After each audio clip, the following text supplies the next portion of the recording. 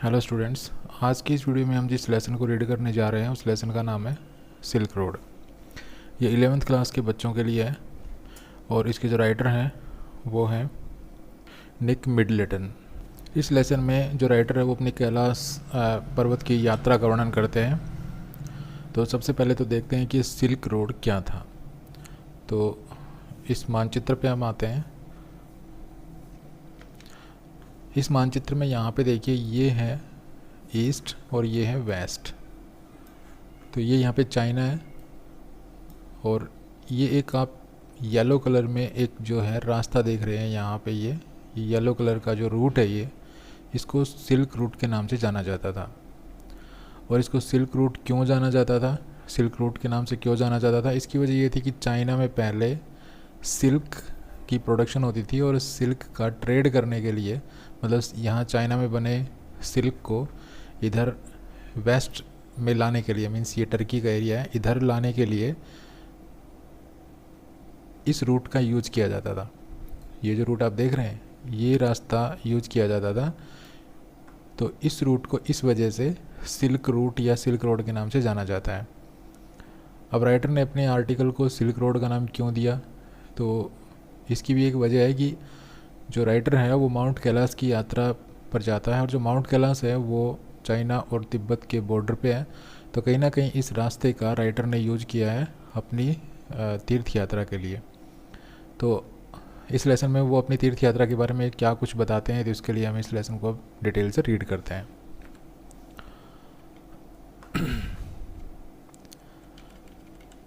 तो राइटर कहते हैं a flawless half moon floated in a perfect blue sky on the morning we said our goodbyes. Writer कहते हैं कि जब हमने एक दूसरे से गुड बाय का, अलविदा का, तो उस सुबह पूर्ण नीले आसमान में एक बेदाग आधा चंद्रमा तैर रहा था। मतलब जिस सुबह हमने आपस में एक दूसरे से अलविदा का, तो उस सुबह क्या हो रहा था, उस सुबह आसमान पूरी तरह से नीला था, ब्लू था और आसमान में आधा चंद्रमा दिखाई दे रहा था। आधा चंद्रमा ऐसे लग रहा था जैसे तैर रहा हो। और वो आधा चंद्रमा जो था उसके बारे में और क्या बताया कि वो फ्लॉलेस था। फ्लॉलेस का मतलब होता है क्लियर, अर्थात बेदाग, जिसमें कोई दाग धब्बा नहीं हो। Extended banks of clouds like long French loaves glowed pink as the sun emerged to splash the distant mountain tops with a rose tinted blush. Loaves का मतलब होता है पाव रोटी के टुकड़े और ग्लो का मतलब होता है चमकना। एक्सटेंडेड का मतलब होता है दूर दूर तक फैले हुए और बैंक्स का मतलब किनारे। तो बादलों के दूर दूर तक फैले हुए किनारे, लाइक लॉन्ग फ्रेंच लोव्स, लंबी लंबी फ्रांसीसी पाव रोटियों के जैसे। मतलब यहाँ पे जो क्लाउड है उसकी तुलना की गई है फ्रांसीसी पाव रोटी से। ठीक है, तो लंबी लंबी फ्रांसीसी पाव रोटी के जैसे दिखने वाले बादलों के दूर दूर तक फैले हुए किनारे ग्लोड पिंक, वो गुलाबी रंग से चमक रहे थे। अब कब चमक रहे थे ये, एज द सन इमर्ज्ड, जब सूर्य निकला, जब सूर्य इमर्ज हुआ। और उस सूर्य ने इमर्ज होकर क्या किया, to splash the distant mountain tops, दूर पहाड़ों की चोटियों पर इसने स्प्लैश किया, अर्थात अपनी आभा बिखेरी। किस रंग की, विद रोज टिंटेड ब्लश, अपने गुलाबी रंग की। तो जब सूर्य ने निकल कर, सूर्य ने उदय होकर जब दूर स्थित पहाड़ों की चोटियों पर अपने गुलाबी रंग की आभा बिखेरी, तो उस समय बड़ी बड़ी फ्रांसीसी पावरोटी के जैसे दिखने वाले बादलों के दूर दूर तक फैले हुए किनारे गुलाबी रंग से चमक उठे। अब ये जैसे कि आप पिक्चर में देख रहे होंगे, ये यहाँ पे आप इस पिक्चर में देख रहे हैं जैसे सूर्य उदय हो रहा है और सूर्य उदय होने पर जो बादलों के, देखिए ये गुलाबी रंग के जो बादल हैं यहाँ पे दूर दूर तक जो फैले हुए हैं, इस तरह से जो गुलाबी रंग के बादल हैं वो चमक उठे। ठीक है, now that we were leaving Ravu, अब चूंकि हम राऊ से रवाना हो रहे थे, हम राऊ से बाहर निकलने वाले थे। लामो सैड, तो लामो ने कहा, she wanted to give me a farewell present, कि वह मुझे एक फेयरवेल प्रेजेंट देने वाली है। लामो कौन था इसके बारे में राइटर ने क्लियरली नहीं बताया है कौन थी, लेकिन इतना बताया कि क्योंकि जब हम रावू से निकलने वाले थे अपनी तीर्थ यात्रा के लिए, तो लामो ने कहा कि वह मुझे एक फेयरवेल प्रेजेंट देना चाहती है। अब राइटर एक पास्ट की इंसिडेंट के बारे में बताता है कि लामो को कैसे पता चला था कि भाई जो राइटर है वो तीर्थ यात्रा के लिए जा रहा है। One evening I had told her through Daniel, कि एक शाम मैंने डैनियल के माध्यम से उसको ये बताया था that I was heading towards mount Kailash, कि मैं माउंट कैलाश की ओर जा रहा हूँ to complete the kora, kora complete करने के लिए। अब कोरा क्या होती है? कोरा एक परिक्रमा होती है, जैसे हम इंडियंस जो है जब किसी धार्मिक स्थान के चारों ओर चक्कर लगाते हैं तो उसको परिक्रमा कहा जाता है। तो ये भी एक कोरा भी एक परिक्रमा टाइप की है। किसी भी धार्मिक स्थान के चारों ओर चक्कर लगाना कोरा कहा जाता है। तो राइटर कहते हैं कि मैंने डैनियल के माध्यम से एक दिन लामो को बताया था कि मैं कोरा करने के लिए माउंट कैलाश की तरफ आगे बढ़ रहा जो है जाऊंगा। And she had said that I ought to get some warmer clothes, और उसने मुझसे कहा था कि मुझे अपने साथ कुछ गर्म कपड़े लेकर जाने चाहिए। आफ्टर डकिंग बैक इनटू हर टेंट, तो वो अपने टेंट में अंदर गई। अब डक का क्या मतलब होता है? कि झुककर, नीचे झुककर कहीं पे प्रवेश करना। तो वो अपने टेंट में नीचे सर झुका कर के अंदर गई। And she emerged carrying one of the long sleeved sheepskin coats, और वो अपने साथ एक लंबी बाजू का भेड़ की खाल का जो है कोट लेकर बाहर निकली। दैट ऑल द मैन वोर, जिसे सब पुरुष पहनते थे। अब ये कैसा कोट होता था? ये कैसा कोट होता था? आप इस पिक्चर में देख रहे होंगे, ये एक ऐसा कोट होता था। तो वो एक कोट लेकर बाहर निकली जिसे सब पुरुष पहनते थे। आगे, Tsetan sized me up as we clambered into his car. Clamber into का मतलब होता है बड़े बेढंगे रूप से कहीं पे सवार होना, गाड़ी वगैरह में चढ़ना, ठीक है, मुश्किल से चढ़ना। और साइज अप का मतलब होता है टू लुक अटेंटिवली, बड़े ध्यान से देखना। तो जब हम चेतन की कार में चढ़े तो चेतन ने मुझे ध्यान से देखा और फिर बोले यस ही डिक्लेयर्ड ड्रोकबा सर। कह रहे हाँ हाँ श्रीमान जी, ड्रोकबा। अभी ड्रोकबा क्या होता है ये आगे देखेंगे। We took a shortcut to get off the Changtang. हमने शेंतंग से बाहर निकलने के लिए, ये एक जगह का नाम है, तो वहाँ से बाहर निकलने के लिए हमने एक शॉर्टकट रास्ता लिया, एक छोटा रास्ता लिया। Chetan new a route that would take us south west. Chetan एक ऐसे रास्ते के बारे में जानता था जो हमें साउथ वेस्ट की ओर ले जाएगा, almost directly towards mount Kailash, सीधा माउंट कैलाश की ओर। It involved crossing several fairly high mountain passes. और इस रास्ते में शामिल था, क्या शामिल था? ऊंचे ऊंचे माउंटेन पासिस को पार करना। मतलब इस रास्ते में ऊंचे पहाड़ों के दर्रे आते थे और उन दर्रों को पार करना शामिल था। अभी पहाड़ों के दर्रे क्या होते हैं? एक माउंटेन जो श्रृंखला होती है, पर्वतों की जो श्रृंखला होती है, उसमें कुछ रास्ते होते हैं आर पार, ठीक है। उन रास्तों को जो है माउंटेन पासिस कहा जाता है। और ये जो रास्ते होते हैं ये प्राकृतिक रूप से अपने आप बनते हैं। तो हमारा जो ये रूट था माउंट कैलाश का, जो रास्ता था, जो शॉर्टकट था, जो चेतन ने मुझे सुझाया था, तो इस रास्ते में हमें कई ऊंचे ऊंचे पहाड़ी दर्रों को पार करना शामिल था। ही सैड, उसने कहा,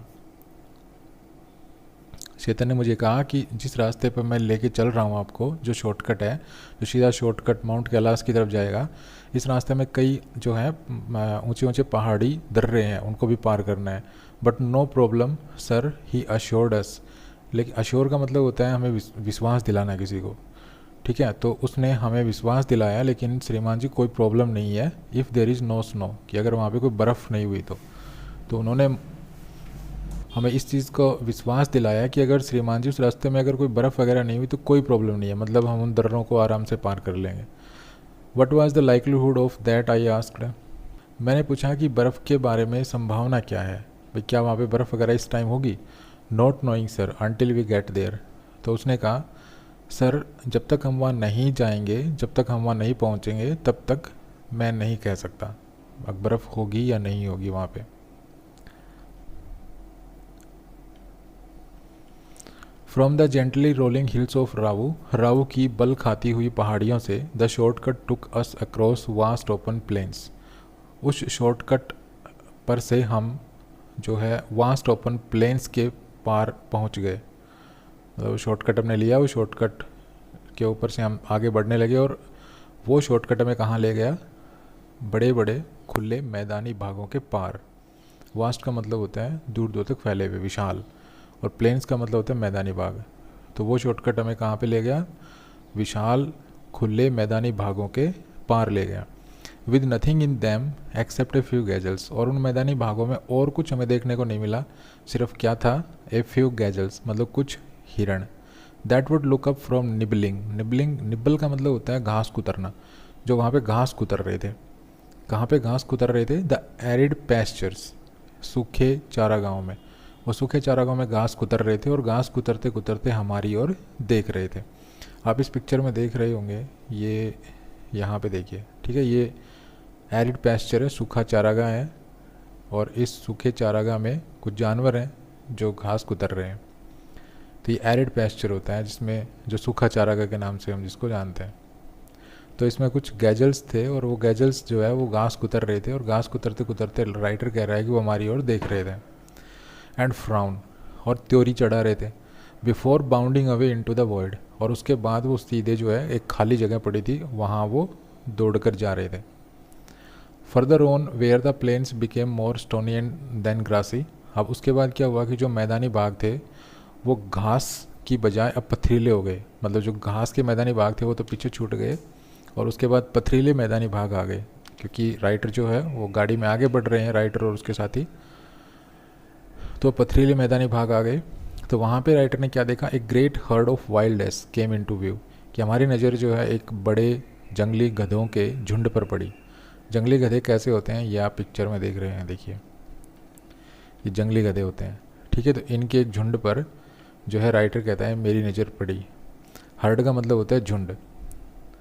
शेतन told us we were approaching them long before they appeared, अब शेतन ने मुझसे कहा कि हम इनको इनके विलुप्त होने से बहुत पहले ही देख रहे हैं, ठीक है। मतलब ये थोड़े दिन बाद विलुप्त होने वाले हैं, इनकी संख्या मतलब कम है बहुत ज़्यादा, तो कभी विलुप्त हो सकते हैं, लेकिन हम उनके विलुप्त होने से पहले इनको देख रहे हैं।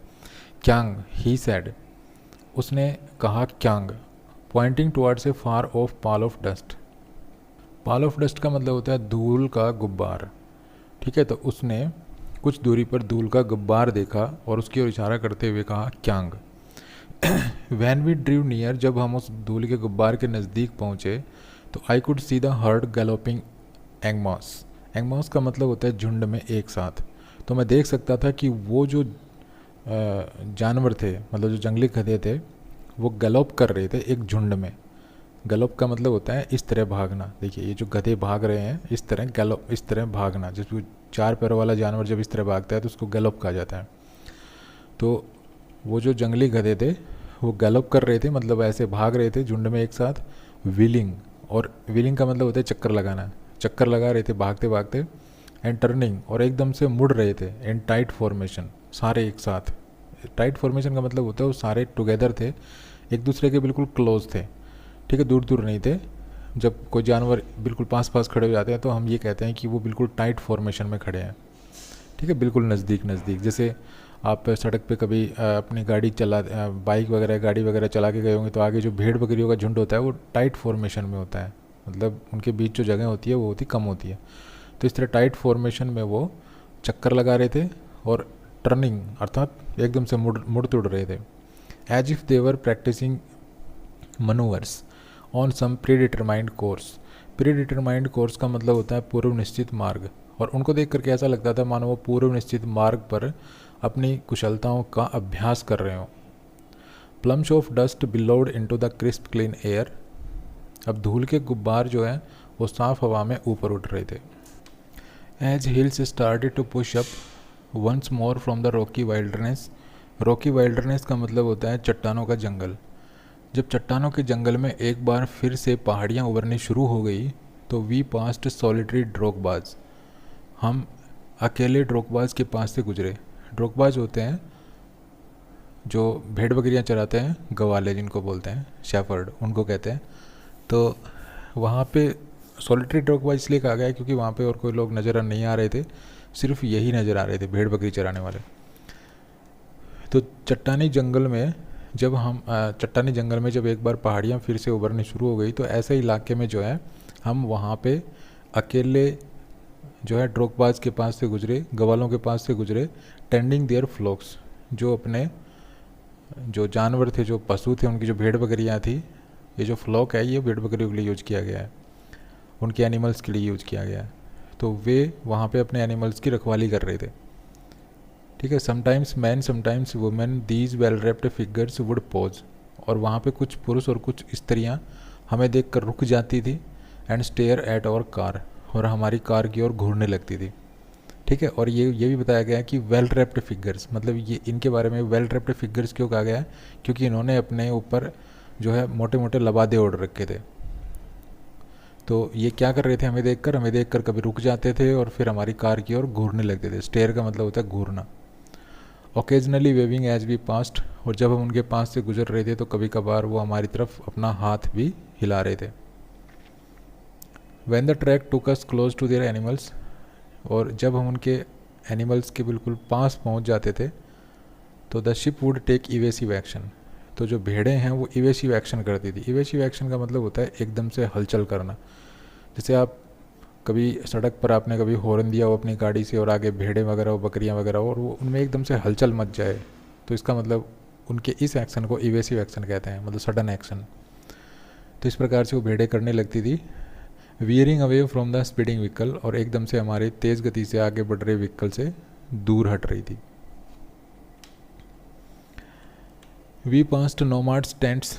अब नोमाड्स टेंट्स क्या होते हैं, नोमाड्स होते हैं, यहाँ पे मैं आपको एक पिक्चर दिखाऊंगा। नोमाड्स ये होते हैं, देखिए बंजारों के जो टेंट होते हैं ना, जो बंजारे होते हैं आपने देखे होंगे, तो बंजारों के मतलब घुमंतु जो इंसान होते हैं, ये कभी एक स्थान पे डेरा डाल लिया, कभी दूसरे स्थान पे डेरा डाल लिया, तो ऐसे जो लोग होते हैं उनको नोमाड्स कहते हैं। ठीक है, जिसको बंजारे, जिसको हम देसी भाषा में बंजारे कहते हैं, और वो इस तरह से तंबू लगा के रहते हैं, आपने देखा होगा। तो वी पास्ट नोमाड्स टेंट्स, हम बंजारों के टेंट या तंबुओं के पास से गुजरे। पिच्ड इन स्प्लेंडेड आइसोलेशन, जो एकांत स्थान में लगे हुए थे, तने हुए थे। Usually with A use black dog, और इनके तंबुओं के सामने आमतौर पर एक यूज ब्लैक डॉग होता था। यूज का मतलब एक बड़ा काला कुत्ता, ए तिब्बतन मस्टिफ, एक तिब्बतन मतलब तिब्बती मस्टिफ जाति का कुत्ता होता था ये। स्टैंडिंग गार्ड, और जो उनकी रखवाली करने के लिए, उनकी रक्षा करने के लिए वो वहाँ पे तंबुओं के पास खड़ा होता था। ये जो तिब्बतन मस्टिफ कैसा होता है मैं आपको ये भी दिखाता हूँ। देखिए ये जो पिक्चर है ये तिब्बतन मस्टिफ जाति के कुत्ते की है। ठीक है, आप देख रहे हैं कितना खतरनाक लग रहा है ये। तो इस तरह का कुत्ता जो है उनके तंबुओं के पास जो है गार्ड कर रहा था उनकी। These beast would cock their great big heads when they became aware of our approach. जब इन कुत्तों को हमारे आगे बढ़ने के बारे में पता चलता था, मतलब जैसे ही इनको पता चलता था हमारे बारे में कि हम आगे बढ़ रहे हैं उनके तंबुओं की ओर, तो वो अपने बड़े बड़े हेड्स पर अपना जो मतलब अपने जो बड़े बड़े जो उनके हेड्स थे वो उनको कॉक कर रहे थे। कॉक का मतलब होता है जैसे जैसे कोई कुत्ता है या कोई भी जानवर है और वो कोई आवाज़ सुनता है और वो अपने सर को ऐसे ऊपर की तरफ करता है। आपने देखे होंगे कुत्ते वगैरह, कभी उनको कोई आवाज़ सुन, दूसरा कुत्ता भौंकते हुए सुन लेते हैं कहीं दूर, तो वो अपनी गर्दन को ऐसे ऊपर कर लेते हैं, तो इस तरह वाले कॉक। तो इस तरह से ये जानवर कर रहे थे। And fix in their sites, और जब उन्हें पता चलता था कि हम उनकी ओर आगे बढ़ रहे हैं तो वो हम पर नज़र गड़ा रहे थे। As we continue to draw closer, लेकिन जब हम उनके पास जाना जारी रख रहे थे, मतलब हमारी गाड़ी चल रही थी और हम उनके धीरे धीरे जैसे जैसे पास जा रहे थे, तो they would explode into action, तो वो एकदम से हरकत में आ जाते थे। स्पीडिंग डायरेक्टली टुवर्ड्स अस, और सीधा हमारी तरफ दौड़ कर आते थे। Like a bullet from a gun and nearly as fast, एक बंदूक से निकली गोली की तरह और लगभग इतनी ही गति से। तो ये आप डॉग फिर से देख सकते हैं। ठीक है, ये ऐसे कुत्ते थे। दीज शैगी मॉन्स्टर्स, शैगी का मतलब होता है घने बालों वाला, जैसे आप देख रहे हैं इसके जो बाल भी बहुत ज़्यादा हैं, तो ये शैगी कहेंगे। जैसे बड़े बड़े बालों वाला जो जानवर होता है उसको शैगी एनिमल कहते हैं। तो दीज शैगी मॉन्स्टर, मॉन्स्टर इसलिए कहा गया क्योंकि मॉन्स्टर का मतलब होता है दैत्य, तो दैत्य की तरह दिख रहा है देखिए। तो दीज शैगी मॉन्स्टर्स, ये बड़े बड़े बालों वाले दैत्य, दैत्य तो नहीं कहेंगे यहाँ पे, इनको जानवर ही कहेंगे, लेकिन राइटर यहाँ पे मॉन्स्टर इसलिए यूज़ कर रहा है क्योंकि इसकी भयानकता को वो जो है पाठकों के सामने लाना चाहता है। देखिए कितना भयानक है, जिस प्रकार एक दैत्य भयानक होता है इस प्रकार से कुत्ता भी देखने में बहुत भयानक है।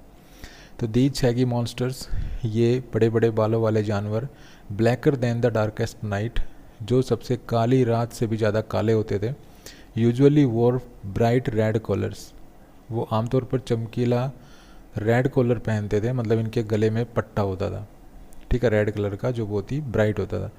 And barked furiously with massive jaws, massive jaws का मतलब होता है विशाल, और जॉ का मतलब होता है जबड़ा, और फ्यूरियसली का मतलब होता है बड़े खतरनाक तरह से, ठीक है।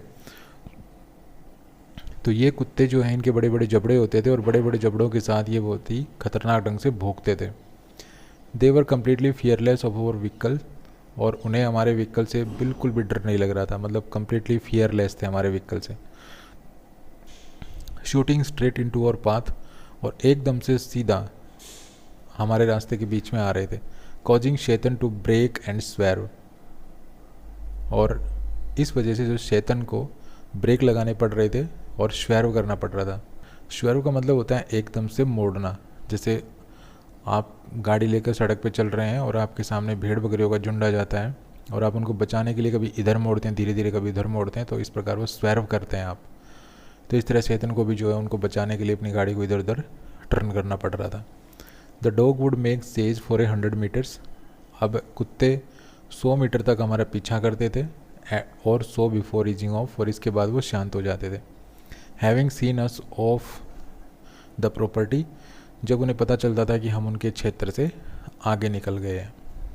It was not difficult to understand why ferocious Tibetan mastiffs became popular in China's imperial courts. Ferocious का मतलब होता है भयंकर, और पॉपुलर का मतलब होता है प्रसिद्ध या लोकप्रिय। चाइनाज इम्पेरियल कोर्ट्स का मतलब होता है चाइना के साम्राज्यवादी दरबार। हंटिंग डॉग्स का मतलब होता है शिकारी कुत्ते। तो राइटर कहता है कि it was not difficult to understand, मतलब ये समझना बहुत ही मुश्किल नहीं था। Why ferocious Tibetan mastiffs became popular in China's imperial courts as hunting dogs, कि क्यों ये तिब्बतन मस्तिफ जाति के कुत्ते चाइना के साम्राज्यवादी दरबारों में एक हंटिंग डॉग के रूप में प्रसिद्ध हो गए। मतलब ये चाइना के साम्राज्यवादी दरबारों में ये तिब्बतन मस्टिफ जाति के जो कुत्ते थे, जो बहुत ही भयंकर दिखते थे, ये इतने प्रसिद्ध क्यों हो गए, इतने पॉपुलर क्यों हो गए चाइना के इम्पेरियल कोर्ट्स में हंटिंग डॉग के रूप में, ये समझना मुश्किल नहीं था। Brought along the silk road in ancient times, और इनको प्राचीन काल में सिल्क रोड के द्वारा यहाँ पर लाया गया था। As tribute from Tibet, Tibet से एक योगदान के रूप में, तिब्बत के एक योगदान के रूप में जो है इनको प्राचीन काल में सिल्क रोड से यहाँ पे लाया गया था। We entered a valley where the river was wide, हम एक घाटी में घुसे जहाँ पर एक नदी थी, नदी बहुत चौड़ी थी, वाइड थी, and mostly closed with ice, और ये ज़्यादातर जो है बर्फ़ से जमी हुई थी, और ब्रिलियंट वाइट जो अत्यधिक सफ़ेद दिख रही थी, एंड ग्लिंटिंग इन द सनशाइन, और सूर्य की धूप में चमक रही थी। The trail hugged it's bank, जो पगडंडी थी वो इस नदी के किनारों से सटी हुई थी, जो पगडंडी थी वो इस नदी के किनारों से सटी हुई थी। Twisting with the meanders, meanders का मतलब होता है घुमावदार रास्ते, और जो इसके घुमावदार रास्तों के साथ साथ जो है मुड़ तुड़ रही थी, मतलब जो नदी थी ये घुमावदार थी, जैसे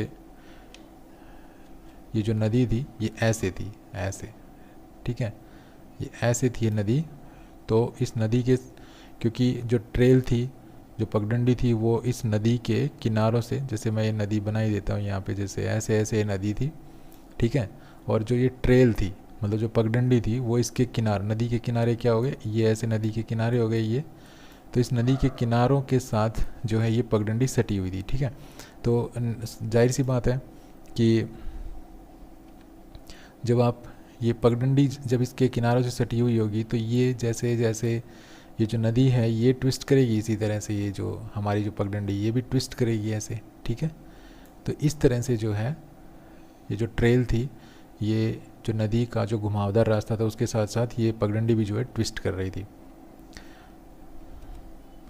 as we gradually gained height, जब हम धीरे धीरे ऊपर चढ़ रहे थे, and the valley sides closed in, और जब हम धीरे धीरे ऊपर चढ़ रहे थे तो जो घाटी की दोनों जो साइडें थी,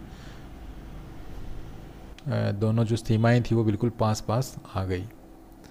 the turns became sharper and the ride bumpier, जो मोड़ थे वहाँ पे, जो टर्न्स थे वो बिल्कुल शार्पर हो गए, मतलब बिल्कुल तीखे टर्न। ठीक है, तीखे टर्न का मतलब है जैसे ये ऐसे रास्ता है और एकदम से ये ऐसे मोड़ आ जाए, तो ये जो मोड़ कहा जाता है ये बिल्कुल शार्पर टर्न है। ठीक है, बिल्कुल शार्प टर्न है। पहले भी शार्प टर्न थे, देखिए शार्पर जो है ना ये कंपैरेटिव फॉर्म में लिखा हुआ था, इसका मतलब पहले भी जो टर्न थे वो शार्प ही थे, लेकिन ये और ज़्यादा शार्पर हो गया। ठीक है, तो अब जो आगे आने वाले जो टर्न्स थे वो और ज़्यादा शार्पर हो गए। एंड द राइड बम्पियर, और हमारी जो राइड थी, जो सवारी थी, वो और ज़्यादा बम्पियर हो गई। बम्पियर का मतलब होता है जैसे जैसे मैं आपको पिक्चर दिखाता हूँ बम्पियर, ये देखिए ये रास्ता जो है बम्पियर है, आप देख रहे हैं ये जो रास्ता है ये आप देख रहे हैं कि एक बार ऊपर गया फिर नीचे गया फिर ऊपर गया फिर नीचे गया, इस तरह का रास्ता बना हुआ है ये। तो इस तरह के रास्ते को कहा जाता है कि ये जो हमारी ये जो रास्ता है ये बम्पियर है। ठीक है, बम्प करता हुआ रास्ता है ये। तो राइटर कहता है कि हमारी जो राइड थी वो भी बम्पियर हो गई पहले की बजाय। Chetan now in third gear as we continue to climb, अब चेतन तीसरे गियर पर गाड़ी को ऊपर चढ़ा रहा था। The track moved away from the icy river, अब आगे चल के जो ट्रैक था जो नदी के किनारों के साथ साथ जो है चल रहा था वो अब उस नदी से हट लिया। जो आइसी रिवर थी, बर्फीली नदी थी, उससे अब वो जो ट्रैक था वो दूर हट गया। लैबरिंग थ्रो स्टीपर स्लोप्स, स्लोप होती है ढलान, जो स्लोप है वो ढलान, वो उसको हम कहते हैं ढलान। जैसे ये ऐसे ऐसे ऐसे ऐसे रास्ता हो, ठीक है, और फिर एकदम से ऐसे आ जाए, तो ये जो है ना ये स्लोप है, ये स्लोप है। और ये एकदम से खड़ी ढलान जो कहते हैं उसको कहते हैं स्टीप स्लोप।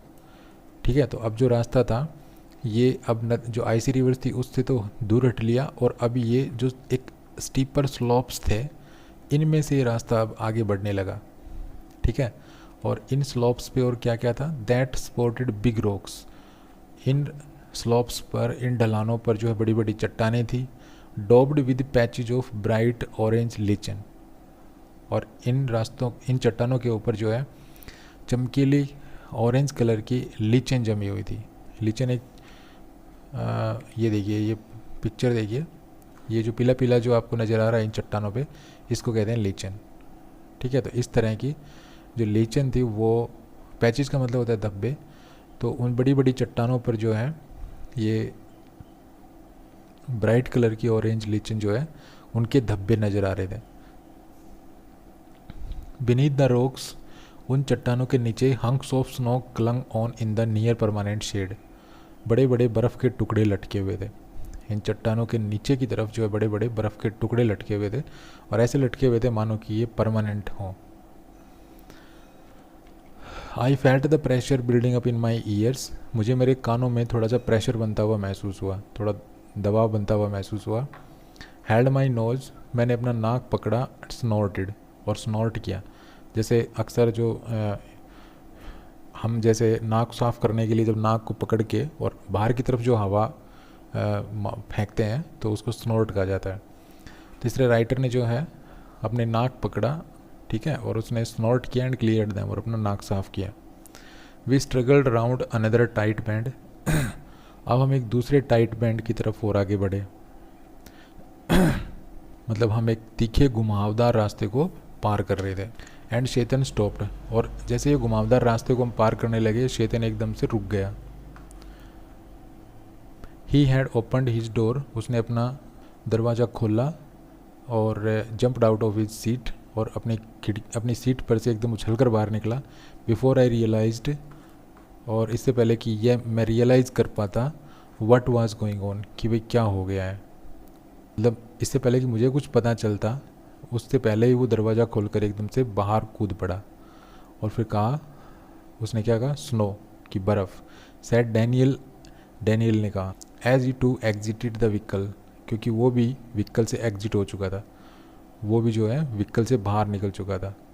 अब देखिए, चेतन ने एकदम से गाड़ी रोकी, और इससे पहले राइटर कहता है कि इससे पहले कि मुझे कुछ पता चलता चेतन एकदम से अपनी गाड़ी से बाहर जो है अपनी सीट पर से बाहर कूद कर निकला, और फिर क्योंकि डैनियल भी जो है गाड़ी से बाहर निकल चुका था, तो डैनियल ने ये कहा स्नो, कि बर्फ़ है ये तो, letting in a breath of cold air as he did सो।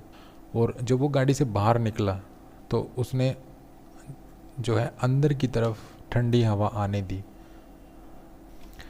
एक बार मैं आपको टाइट बैंड, देखिए ये जो रास्ता है ना, ये टाइट बैंड है बिल्कुल, देखा, ये बिल्कुल एकदम से, ये ऐसे जो मोड़ होता है ये खड़ा मोड़ होता है इस तरह, और ये बिल्कुल ढलान जो है आप देख रहे हैं ये पिक्चर में, ये स्टीप स्लोप है। ओके, ये स्टीप स्लोप है बिल्कुल, देखिए खड़ा ढलान है बिल्कुल ऐसे।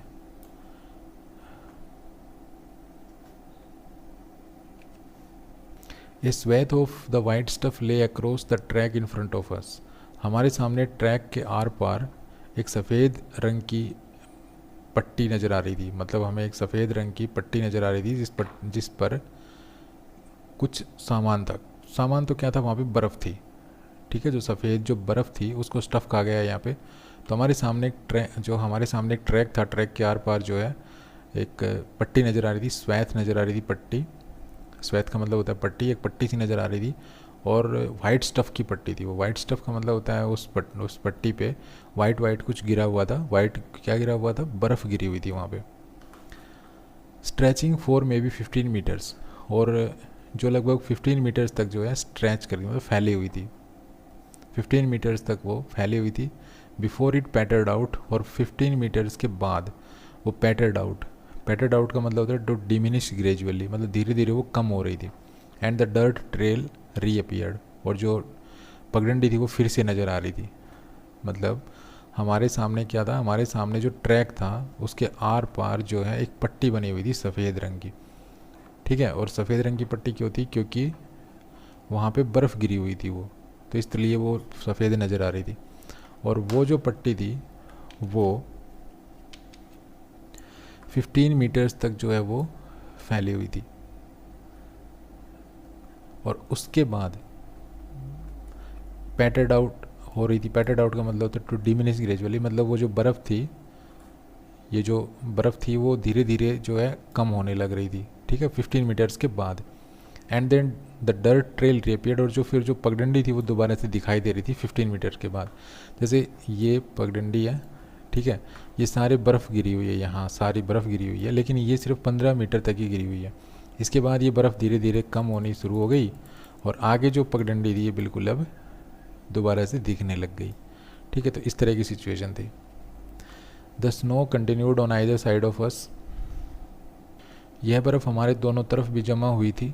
Smoothing the abrupt bank on the upslope side, और ये बर्फ़ ऊपर जाने वाले उबड़ खबड़ जो किनारा था उसको सीधा और सपाट बना रही थी, स्मूथ बना रही थी। अब्रप्ट बैंक का मतलब होता है उबड़ खाबड़ किनारा, और अपस्लोप साइड का मतलब होता है ऊपर जाने वाला रास्ता, ऊपर जाने वाला जो रास्ता था, और वहाँ जो उबड़ खाबड़ जो किनारे थे उनको स्मूथ बना रही थी ये बर्फ़। The bank was too steep for our vehicle to scale, scale का मतलब होता है पार करना। ये जो किनारा था ये इतना उबड़ खाबड़ था हमारे व्हीकल के लिए कि हमारा व्हीकल जो है इसको पार नहीं कर पा रहा था। So there was no way round the snow patch, और ऐसा कोई दूसरा रास्ता भी नहीं था कि हम बर्फ़ से घूम करके कहीं से जा सकें आगे। आई जॉइन डैनियल, मैं डैनियल के पास जाके खड़ा हुआ। As Chetan stepped on to the encrusted snow, step का मतलब होता है पैर से हिट करना धीरे धीरे, ये देखना कि भाई कोई मतलब ज़मीन कितनी टाइट है, कितनी जो है फिसलन भरी है या कितनी नरम है।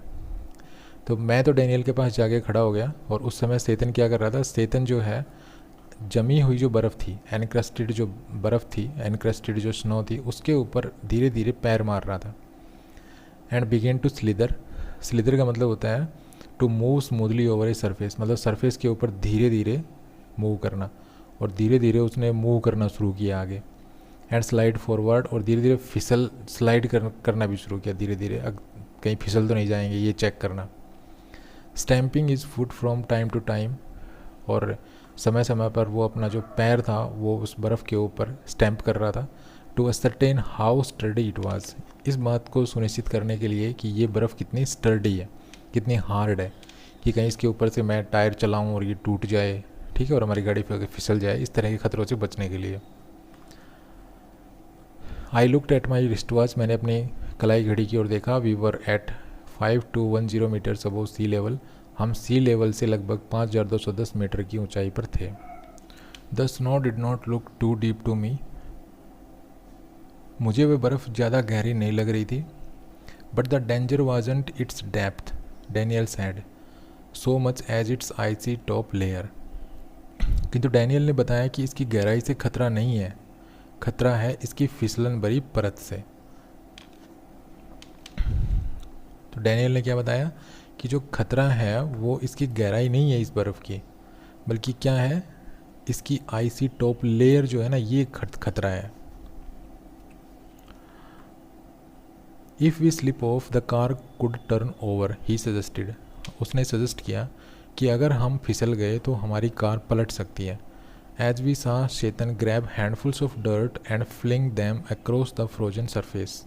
हैंडफुल्स ऑफ डर्ट का मतलब होता है मुट्ठी भर धूल, और फ्लिंग का मतलब होता है थ्रो, अर्थात फेंकना। तो हमने देखा कि चेतन मुट्ठी भर भर कर मिट्टी बर्फ़ की सतह पर फेंक रहा है। वी बोथ पिच्ड इन का मतलब होता है हेल्प करना, तो हम दोनों ने भी उसकी हेल्प की। And when the snow was spread with soil, और जब पूरी बर्फ़ पर मिट्टी फैला दी गई, Daniel and I stayed out of the vehicle. तो डैनियल और मैं तो जो हमारा व्हीकल था उससे बाहर ही रहे। टू लाइटन चेतन्स लोड, ताकि चेतन का बोझ हल्का रहे। And he backed up and drove towards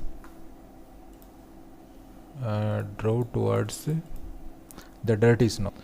वह गाड़ी को मिट्टी डाली हुई बर्फ़ की तरफ ले गया और drove towards the dirty snow, और फिर उस जो मटियाली जो बर्फ़ थी उसकी तरफ जो व्हीकल है वो चलाया उसने। Each the car on to its icy surface, और इस प्रकार उसने आइसी सरफेस पर जो है अपनी कार को आगे बढ़ाया। And slowly drove its length without apparent difficulty, और बिना किसी मुश्किल के जो है धीरे धीरे हमने उस लेंथ को पार कर लिया। मतलब जो 15 मीटर तक जो बर्फ़ बिखरी हुई थी जिस ट्रैक पर, उस 15 मीटर के जो एरिया था उसको हमने धीरे धीरे उस लंबाई को पार कर लिया। 10 मिनट्स लेटर, 10 मिनट के बाद, we drove at another blockage, we stopped at another blockage. तो 10 मिनट के बाद ही दूसरी ब्लॉकेज आ गई। ब्लॉकेज का मतलब होता है रुकावट, तो दूसरी एक और रुकावट आ गई। Not good sir, Chetan announced. अब चेतन ने कहा यह तो अच्छी बात नहीं है। As he jumped out again to survey the scene, और वो दृश्य का जायज़ा लेने के लिए जो है एक बार फिर से कूद कर बाहर निकला। This time he decided to try and drive round the snow.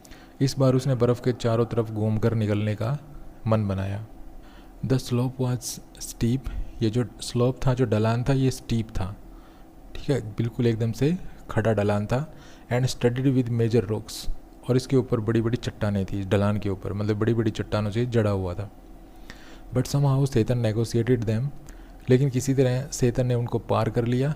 His 4 wheel drive vehicle lurching from one obstacle to the next, और इस प्रकार उसकी 4 पहियों वाली गाड़ी एक बाधा से दूसरी बाधा तक तिरछी होकर पहुंचती रही। In so doing he cut off one of the hairpin bends, और इस प्रकार ऐसा करते हुए उसने एक और हेयर पिन बैंड्स को पार किया। अब हेयर पिन बैंड्स फिर मैं आपको दिखाना चाहूँगा, देखिए ये हेयर पिन बैंड्स हैं, ठीक है। ये यहाँ पे जो ये बैंड है, जो ये मोड़ आप देख रहे हैं यहाँ पे, ये देखिए ये हेयर पिन बैंड्स हैं, ठीक है। एक बैंड ये रहा मोड़ और एक ये रहा, बिल्कुल यू शेप का जो बैंड होता है इसको हेयर पिन बैंड बोलते हैं। तो ये हेयर पिन बैंड है। तो ऐसा ही एक बैंड जो है उसने पार किया। Regaining the trail further up where the snow had not drifted, और एक बार फिर से अपने ट्रेल को उन्होंने प्राप्त, मतलब हम सब ने एक बार अपनी ट्रेल को फिर से प्राप्त किया। और एक ऐसी ट्रेल, एक ऐसी पगडंडी जहाँ पर कोई बर्फ़ नहीं थी, मतलब हम एक ऐसी पगडंडी पे फिर आ गए जहाँ पर कोई भी बर्फ़ नहीं थी। अब I checked my watch again as we continue to climb in the bright sunshine. हमने सूर्य की चमकती हुई धूप में जो है क्लाइम करना जारी रखा, ऊपर चढ़ना जारी रखा, और उसी में मैंने अपनी घड़ी चेक की।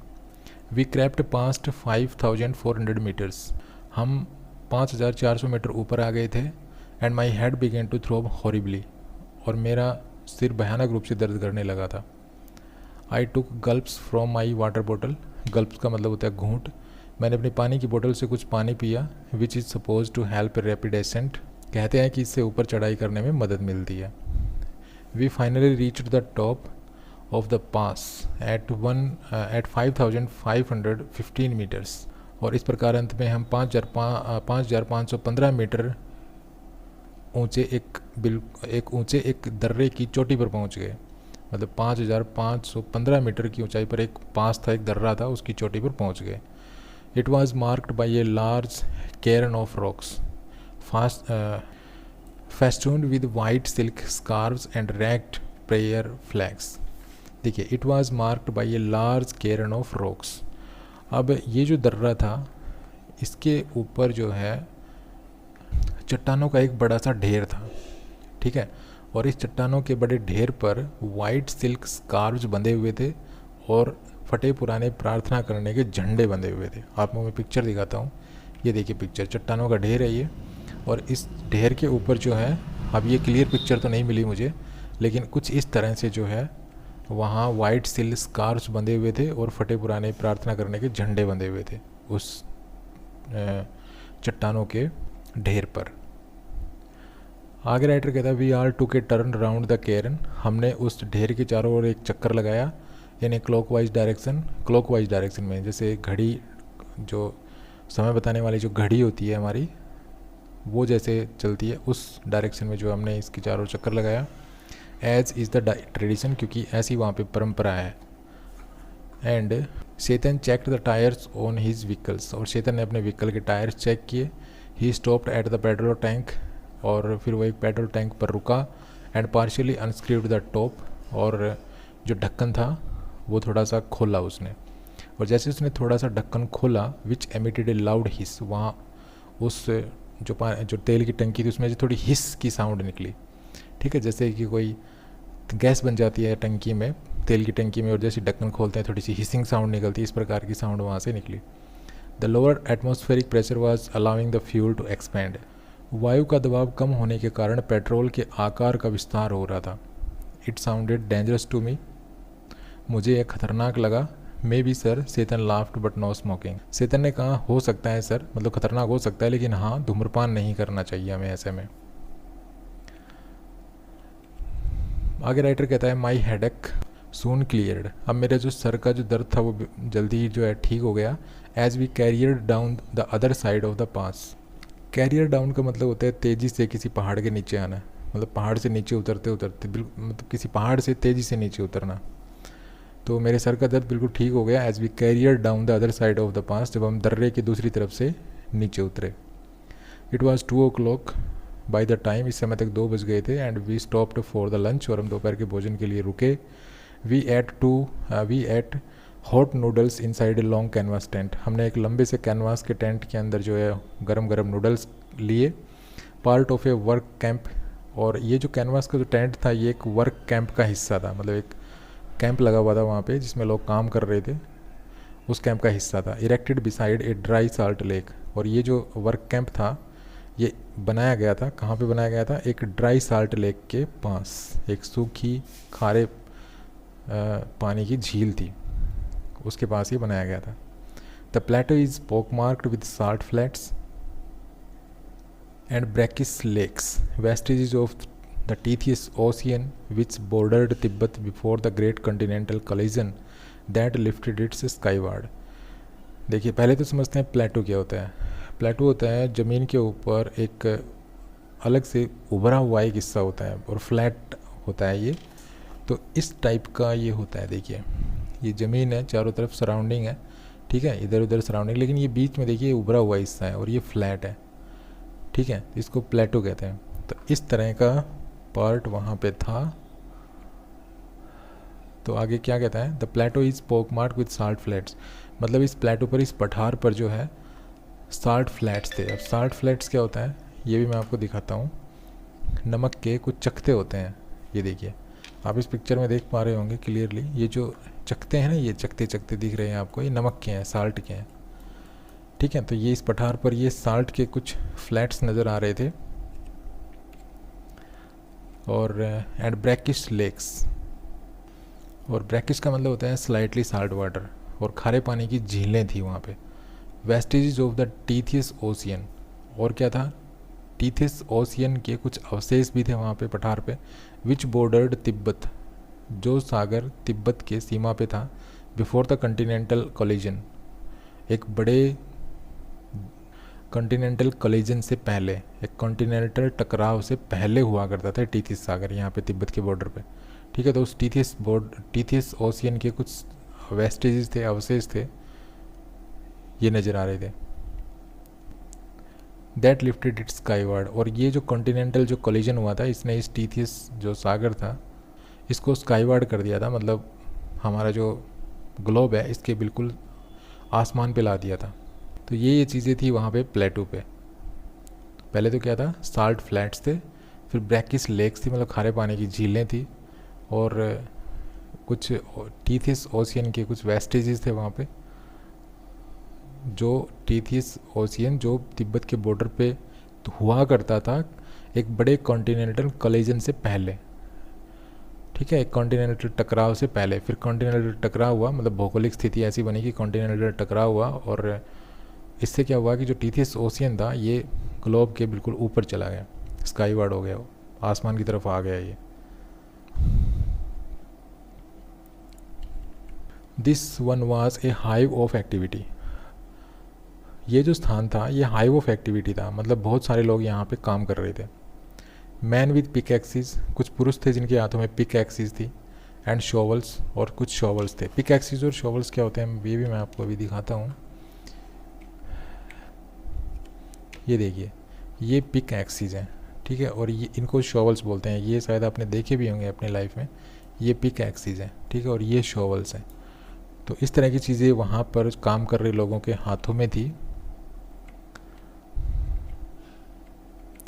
ट्रजिंग back and fourth in their long skin quotes, और वो अपने लंबे लंबे भेड़ की खाल वाले कोटों में जो है ट्रजिंग बैक एंड फोर्थ, मतलब आगे पीछे टहल रहे थे। तो वहाँ पर बहुत सारे लोग काम कर रहे थे, वहाँ पर पुरुषों के हाथों में पिक एक्सिस थी और कुछ शॉवल्स थे, और वो इधर उधर टहल रहे थे, और वो बड़े बड़े जो है लॉन्ग स्किन कोट्स पहने हुए थे, मतलब लंबे लंबे भेड़ की खाल के कोट पहने हुए थे, एंड साल्ट एनक्रस्टेड बूट्स पहने हुए थे, मतलब नमक की पपड़ी जमे हुए जूते, कुछ जूते पहने हुए थे जिस पर नमक की पपड़ी जमी हुई थी, क्योंकि नमक में काम कर रहे थे। All wore sunglasses against the glare, glare का मतलब होता है चमक, रोशनी, और अपनी आँखों को रोशनी से बचाने के लिए, तेज़ रोशनी से बचाने के लिए जो है वो सन ग्लासेस पहने हुए थे। As a steady stream of blue trucks emerged from the blindingly white lake laden with piles of salt, piles of salt का मतलब होता है नमक के ढेर। तो क्यों पहने हुए थे वो अपनी आँखों पे सन ग्लासेस, क्योंकि वहाँ पे उस नमक की झील से नीले ट्रकों की लाइनें निकल रही थी, और उन सब में नमक के ढेर जो है डले हुए थे, नमक के ढेर जो है उन ट्रकों में लदे हुए थे। तो उस नमक की चकाचौंध से, उस नमक की ग्लेयर से बचने के लिए उन्होंने जो है अपने आंखों पे सनग्लासेस डाले हुए थे। By late afternoon we had reached the small town of Hor, तो तीसरे प्रहर के बाद हम होर नामक एक छोटे से कस्बे में तक पहुँचे। Back on the main east west highway, जो ईस्ट वेस्ट हाईवे पे बना हुआ था, that followed the old trade route from लाशा टू कश्मीर, और जो ये छोटा सा जो कस्बा था होर नाम का, ये लासा से कश्मीर तक का जो पुराना ट्रेड रूट था उसको जोड़ता था। Daniel who was returning to Lhasa, अब डैनियल को क्योंकि लासा जाना था तो वो found a ride in a truck, तो उसको एक ट्रक की सवारी मिल गई, ठीक है, वो ट्रक में बैठ लिया। So Chetan and I bade him farewell, और इसलिए हमने चेतन और मैंने उसको जो है अलविदा कहा आउटसाइड ए टायर रिपेयर शॉप, एक टायर रिपेयर शॉप के बाहर, मतलब एक पंचर की दुकान थी, टायर पंचर की दुकान, तो उसके बाहर हमने उसको अलविदा कहा। क्योंकि डैनियल को तो लाशा जाना था तो वो उतर लिया हमारी गाड़ी से और वो एक ट्रक में बैठ लिया, ट्रक में उसने लिफ्ट ले ली और हमने उसको अलविदा कहा। We had suffered 2 punctures in quick successions, और हमारी गाड़ी के जो है एक के बाद एक, ठीक है, एक के बाद एक जो है 2 पंक्चर हो गए थे।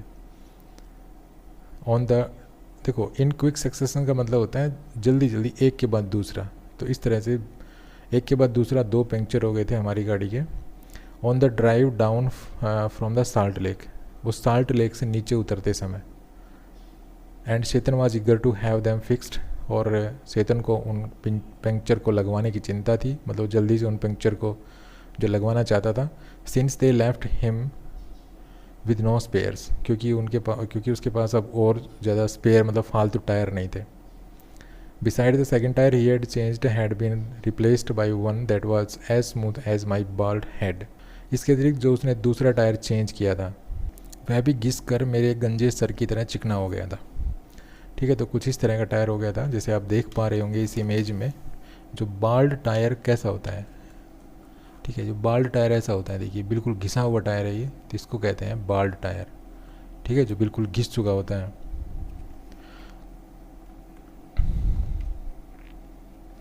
होर was a grim miserable place.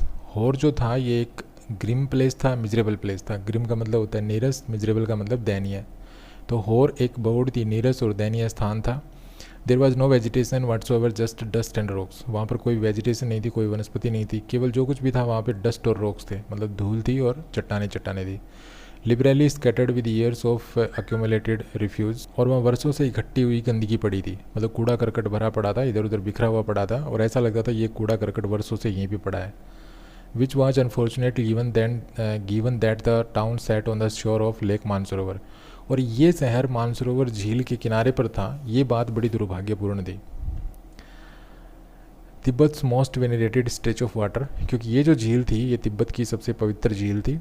Ancient Hindu and Buddhist cosmology pinpoints Mansarovar as the source of 4 great Indian rivers. Cosmology होता है the science of the origin and development of the universe, मतलब वो विज्ञान जो हमें इस ब्रह्मांड के ओरिजिन और इसके डेवलपमेंट के बारे में बताए। तो जो एंशियंट और हिंदू बुद्धिस्ट कॉस्मोलॉजी है ये पिन पॉइंट्स करती है, मतलब ये एक्सप्लेन करती है, डिस्क्राइब करती है Mansarovar as the source of 4 great Indian rivers. क्या डिस्क्राइब करती है कि जो मानसरोवर झील है वो भारत की जो 4 बड़ी बड़ी नदियाँ हैं उनका सोर्स है। अब कौन कौन सी बड़ी बड़ी नदियाँ, वो the Indus, the Ganges, the Sutlej and the Brahmaputra, मतलब सिंधु, गंगा, सतलुज और ब्रह्मपुत्र, मतलब इन चारों नदियों को जो है पानी ये इस मानसरोवर झील से मिलता है। ये बात कौन पिन पॉइंट्स करता है, कौन डिस्क्राइब करता है? प्राचीन हिंदू और बुद्धिस्ट कॉस्मोलॉजी। ठीक है, actually only the Sutlej flows from the lake, लेकिन वास्तविकता ये है कि जो सतलुज नदी है केवल वही एक ऐसी नदी है जो इस झील से निकलती है। But the headwaters of the others all rise nearby on the flanks of mount Kailash. बाकी जो भी 3 नदियाँ बच गई इनका जो मुख्य पानी है वो लगभग जो माउंट कैलाश का जो किनारा है, माउंट कैलाश के जो किनारे हैं लगभग वहाँ से इनको पानी मिलता है।